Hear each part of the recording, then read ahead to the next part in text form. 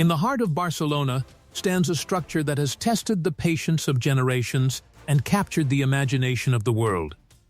The Sagrada Familia is not simply a church.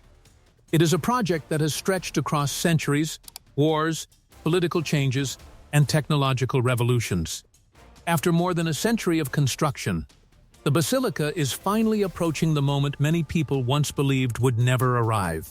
The dream that began in the 19th century is now closer than ever to completion.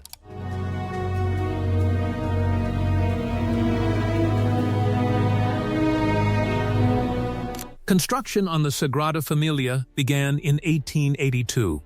At that time, Barcelona looked very different from the modern city we know today. There were no skyscrapers, no advanced construction machines, and reinforced concrete was not yet common in architecture. The Eiffel Tower had not even been built yet. The idea that a single project started during that era would still be under construction in the 21st century sounds almost unbelievable. Yet the basilica has continued to rise slowly over the city for 144 years. The project did not begin with the famous architect most people associate with the church today. The origin of the Sagrada Familia can be traced back to a religious movement led by a man named Josep Maria Boccabella. He was a bookseller who believed Barcelona needed a grand temple dedicated to Saint Joseph. After visiting religious sites in Italy, he returned with a powerful vision to build a church that would inspire devotion and spiritual reflection. In 1882, workers laid the foundation stone in Barcelona's expanding district, known as Eixample. The first architect placed in charge of the project was Francisco de Paula del Villar. His design followed a traditional neo-Gothic style, which was common for churches at the time. It was meant to resemble many other European cathedrals with tall arches and pointed towers. However, disagreements soon emerged between Villar and the committee overseeing the project. These conflicts led him to resign less than a year after construction began. At that moment, the project passed to a young architect who was only 31 years old. His name was Antoni Gaudí.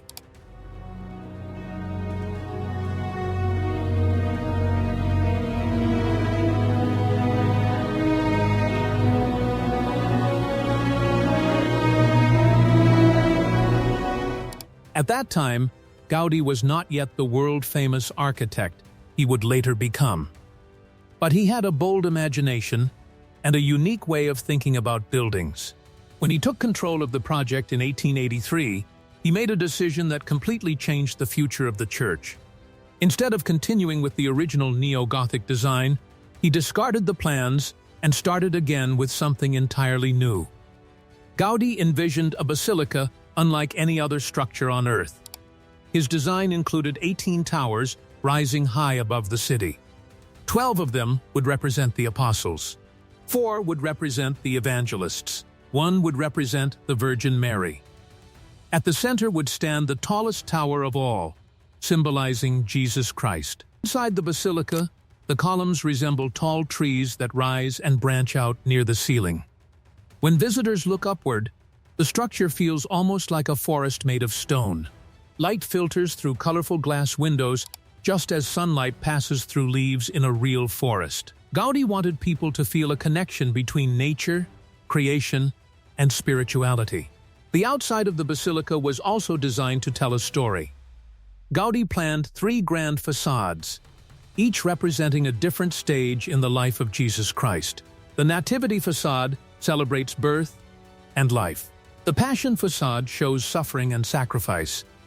The Glory facade represents resurrection and eternal life. Each facade contains hundreds of sculptures and detailed carvings. These figures form a visual narrative that people can follow as they walk around the building. For many years, Gaudí worked on several projects around Barcelona. But tragedy struck. On the evening of June 7, 1926, Gaudí was walking through Barcelona when he was struck by a tram. Even after being hospitalized, Gaudí died. News of his death spread quickly across Barcelona. Thousands of residents gathered in the streets to pay their respects during his funeral procession. He was buried inside the crypt of the Sagrada Familia, the building he had dedicated the final years of his life to creating. At the time of his death, less than a quarter of the basilica had been completed. However, Gaudí had left behind an important legacy. He had created detailed plaster models and geometric calculations that explained how the rest of the building should be constructed. These models became essential guides for the architects who continued the project after him. Construction continued under new leadership during the years that followed. But the progress of the basilica soon faced one of its greatest threats. In 1936, the Spanish Civil War erupted. During the chaos of the conflict, revolutionary groups attacked the construction site. They burned workshops, destroyed drawings, smashed plaster models, and damaged parts of the building. Many of Gaudí's original designs were lost forever. The destruction created enormous challenges for the architects trying to continue the project.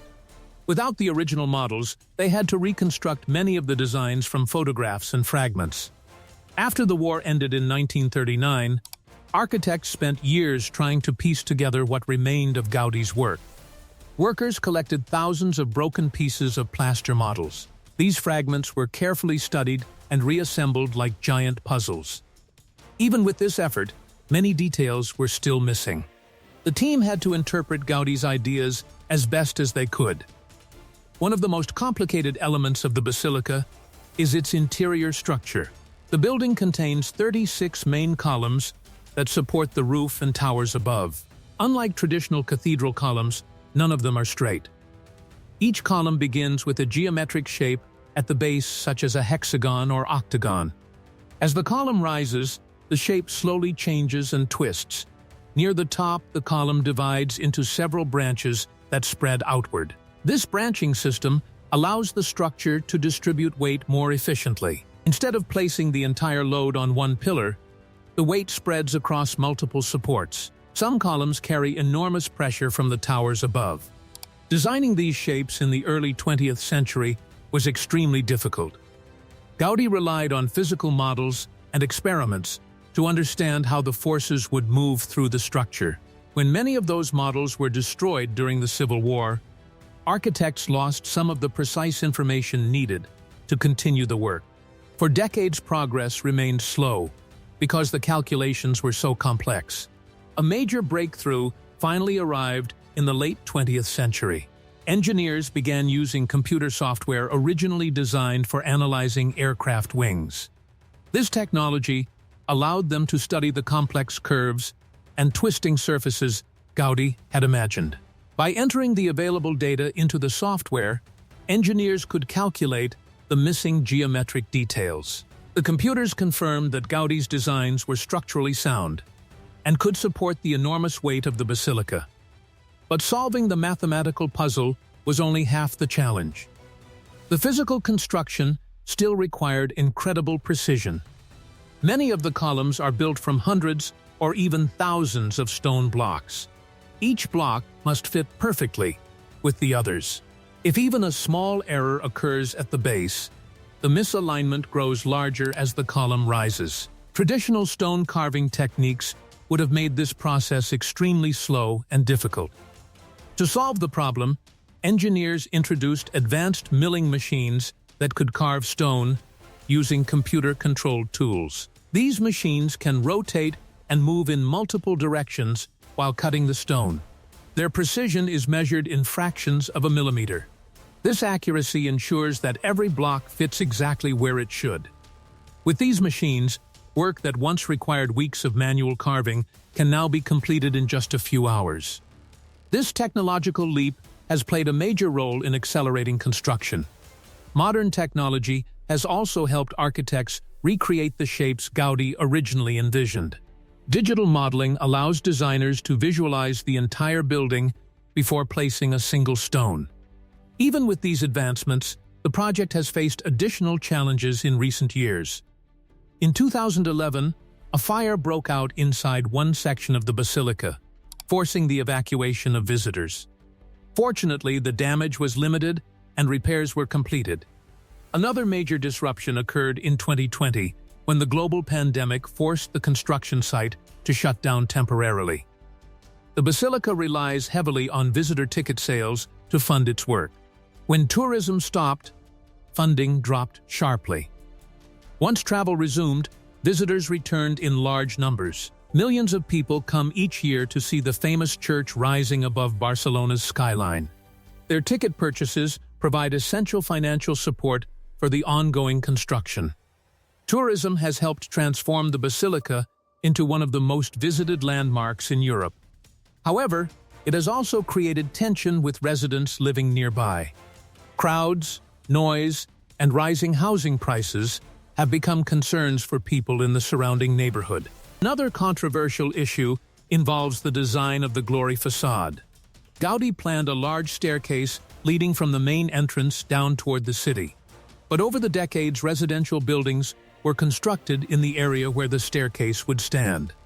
Completing that part of the design could require relocating many families who currently live there. Some residents oppose the plan and have taken legal action to protect their homes. Supporters of the project argue that finishing the staircase is necessary to fulfill Gaudí's vision.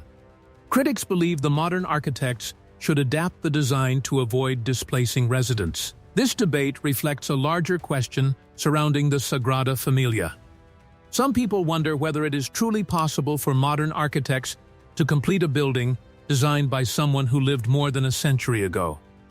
Others believe finishing the basilica exactly as Gaudí intended is the best way to honor his legacy.